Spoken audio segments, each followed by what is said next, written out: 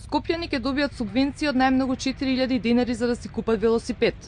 Доколку овој предлог на градоначалникот Трајановски помине на утрешната седница на Советот, сите граѓани на Скопје ќе може да се пријават.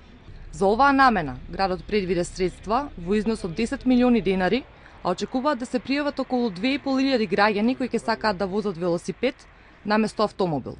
Со тоа значително би се намалило загадувањето на воздухот.